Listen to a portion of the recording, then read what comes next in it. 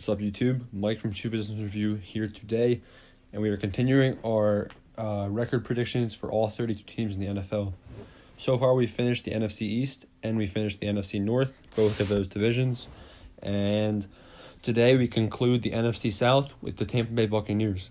Now, the Buccaneers is a very intriguing prediction. I know that Dan, the other member of this channel, he honestly believes that the Buccaneers are going to be 14-2 and the number one seed in the AFC, which I think is ridiculous. I can't see the Tampa Bay Buccaneers being 14-2.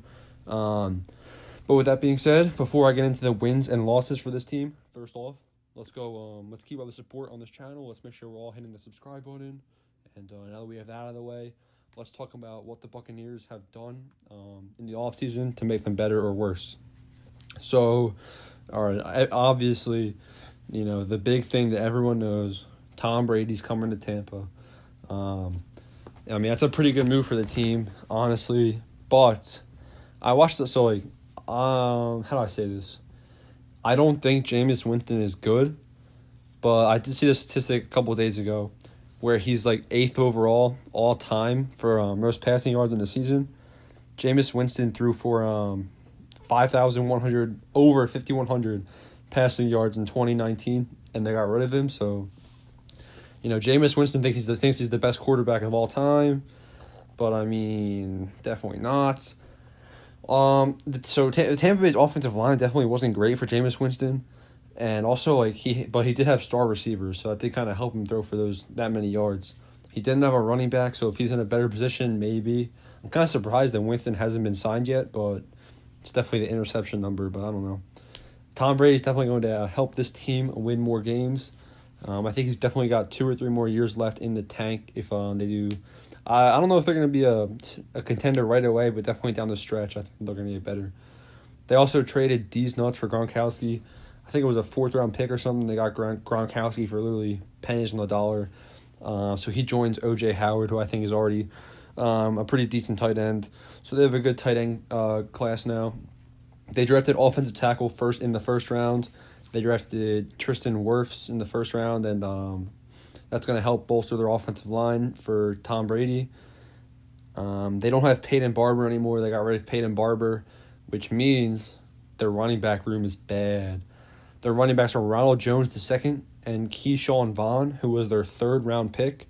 Pretty sure that was 76th overall. So hopefully they hit a home run with Keyshawn Vaughn because Ronald Jones is not going to be able to get the job done for running back. Honestly, Tampa Bay should definitely be in the market for a running back because they're definitely going to be an all-out passing team, one-dimensional, if they don't find somebody quick. With that being said, they do have Chris Godwin and Mike Evans. Chris Godwin had 86 receptions, 1,333 yards, and 9 touchdowns in 2019. He was a high-volume target guy, and he's a deep speed threat. Mike Evans, 67 receptions, 1157 yards, and only 13 games played. So, they are both on track for similar stats if they play the same amount of games. Their offensive line is kind of a question mark. Obviously, they drafted Tristan Wirfs in the first round, but the rest of the pieces on the offensive line could go either way. It's going to be interesting to see if they have the pieces in place to protect Tom Brady. So with that being said, there is one other thing that I would like to talk about. A couple other things, actually. Their defense. So they're on defense, they have Vita Vea and Ndamukong Suh, both good defensive tackles to carry the defensive line. And they do have Shaq Barrett. They have a really good linebacker core as well, decent linebacker core. Pro Bowler Shaq Barrett, Jason Pierre-Paul, Devin White, and Levante David. So good defensive tackles and then a strong linebacker core. But, and this is where the holes start to just build up. So their first holes was the running back room. And then the next 2 holes are their safeties and cornerbacks. Their safeties are Mike Edwards and Justin Evans, and their cornerbacks are Carlton Davis and Sean Murphy Bunting. Now, if you're asking yourself, who? Yeah, I am too. So that's a pretty big hole. Those are some pretty big holes for this team. And hopefully Tom Brady's going to be able to outscore opponents because, like I just said, there's some Randys at safety and cornerback for the Buccaneers, so they kind of need some help there. And with that being said, let's get right into the Tampa Bay Buccaneers schedule.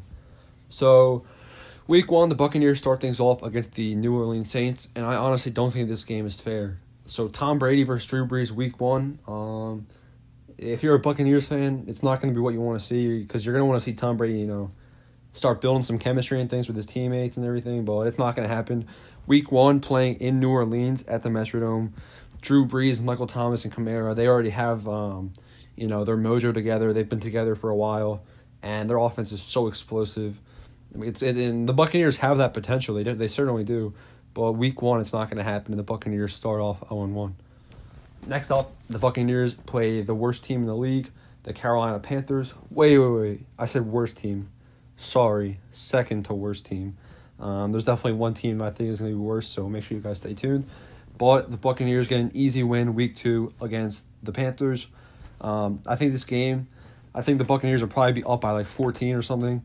And then hopefully what they should be doing is they should be experimenting.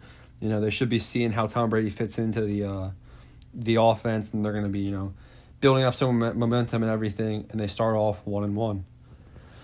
Another game that I think is kind of unfair, but is actually going to be one of the most interesting matchups of the season, is the Tampa Bay Buccaneers at the Denver Broncos.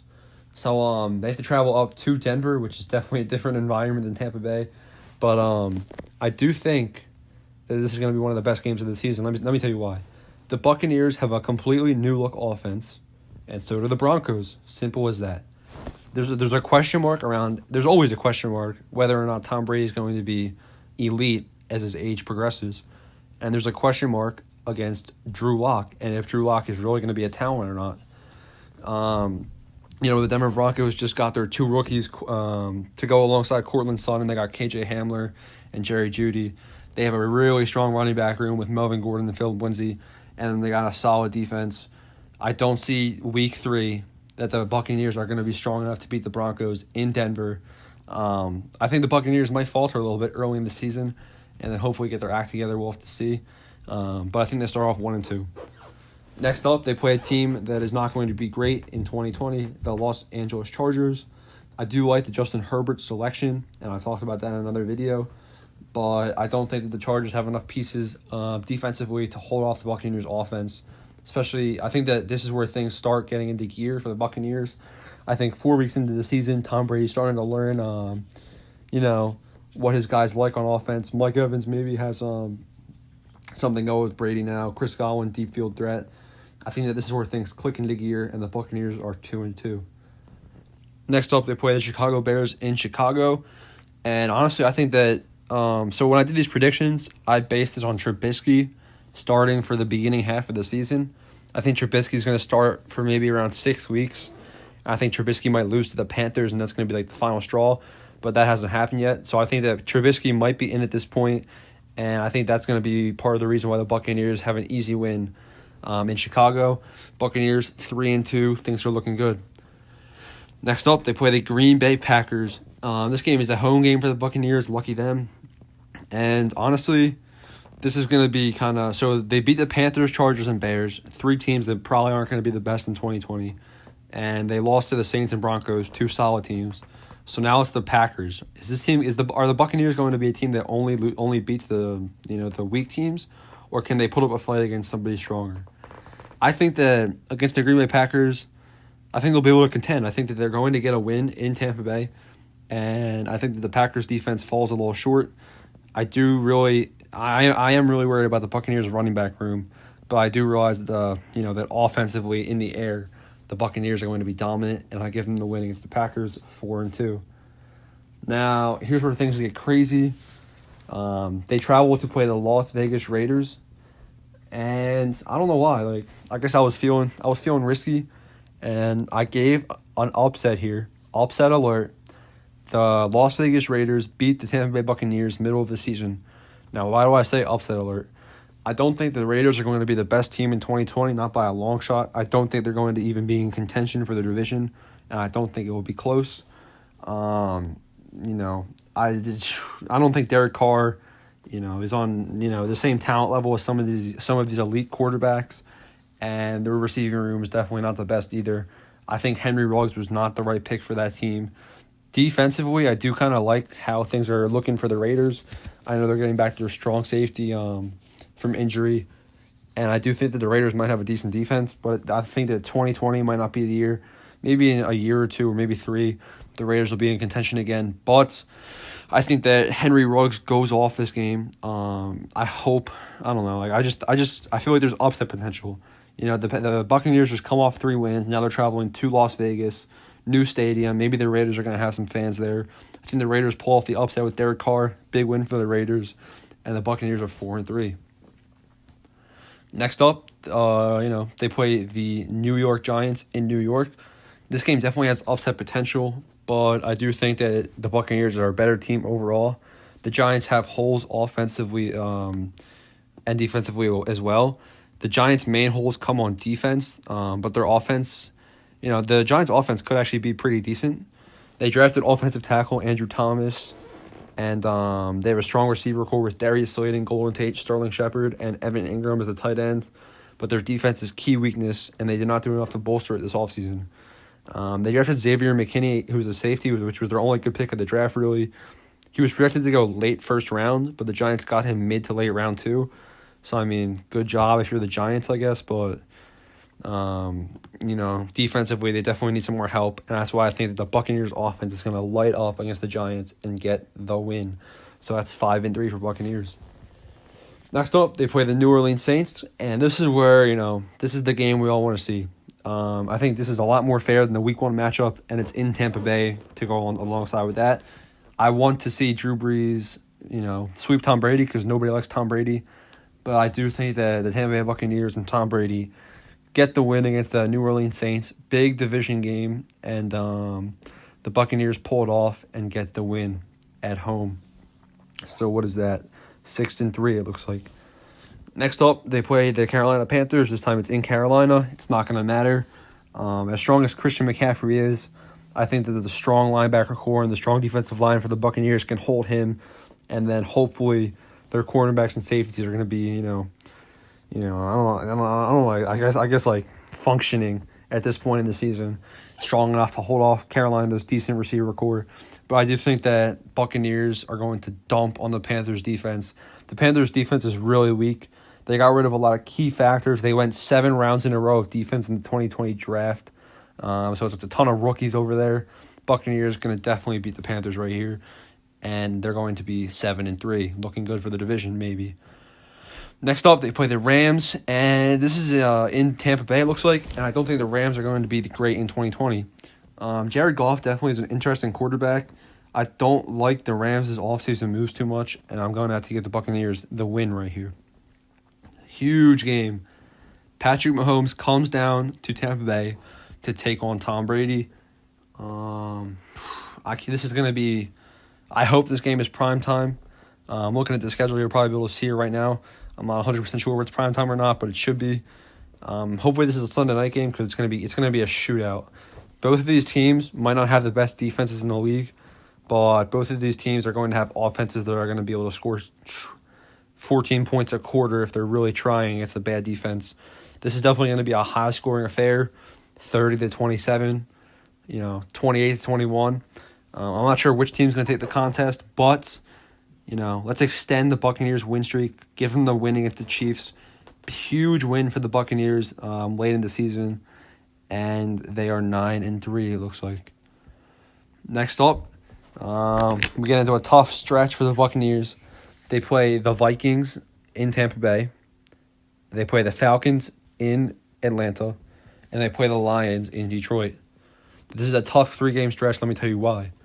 The Vikings, they have the pass game and the rush game, which is going to be terribly effective against the Tampa Bay Buccaneers defense. I think Dalvin Cook's going to have a big game right here. Justin Jefferson and Adam Thielen, I think they're going to make a good wide receiver duo in 2020, and I think the Vikings get this win. Next up, the Atlanta Falcons. This is in Atlanta. Obviously, they haven't played the Falcons yet this season, but I think that I think they're going to choke. I think they're going to choke this game in Atlanta.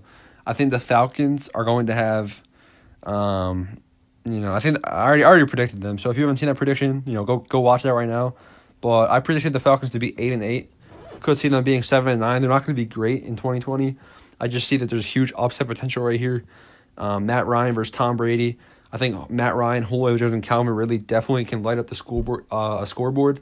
So I think it could be a high-scoring affair, but hopefully the Falcons defense can shut down the Tampa Bay Buccaneers and get this win. So we'll say the Buccaneers are choking a little bit right here late in the season, and they're 9-5. Next up, they play the Detroit Lions, and all you Lions fans out there, you guys saw my Lions prediction video. The Lions are going to be the 2019 Tennessee Titans. The Lions are literally going to be a Cinderella story. They signed offensive tackle Halapoulivaati Vaitai. They signed Desmond Trufant, Geronimo Allison. They drafted Jeff Okudah to replace Darius Slay. Drafted a running back to go along with Kerryon Johnson. They drafted DeAndre Swift, who had good college stats, 12-18 rushing yards, 200 receiving yards, 7 touchdowns. And they have a good offense. So Kenny Golladay, he literally has Amari Cooper stats. And that was with a garbage quarterback last year because Stafford was injured. Golladay had 1,200 yards on 65 receptions, 11 touchdowns with a bad quarterback. And Matthew Stafford, when he's healthy, he has a strong arm. He might be underachieved, but he definitely has the talent, and that's no denying that. The Lions get the win against the Buccaneers. I think the Lions are in playoff push mode, and they pull it off. And the Bucs are 9-6. So 9-6, they basically need this win to be in contention for the 7th seed in the playoffs. And I think that they get this win against the Atlanta Falcons to close things off. The Falcons aren't going to sweep the Buccaneers. I think they split if the Falcons are lucky, of course. That's why I predicted the upset. But I think that the final week of the season, Buccaneers looking to be 10-6. I think they get the win. I think Buccaneers fans will be happy with 10-6. I definitely think Dan's prediction of 14-2 is a little way too high. I could see this team going anywhere from 7-9 to 10-6. But I landed on 10-6 just because I've learned don't doubt Tom Brady. And I am really excited to see how the Buccaneers offense looks in 2020 with all these new key additions. And it's going to be interesting to see how Mike Evans reacts to having a good quarterback, unlike Jameis Winston. So, all right, there you go. There's the Buccaneers prediction, 10-6. Next up, we have one of my favorite divisions, the NFC West. There's 3 really strong teams in this division. And the next video we're predicting is going to be the Arizona Cardinals. You're definitely going to want to not miss that one. People are going to be surprised. So make sure you guys subscribe, drop a like, and comment. Thanks for watching.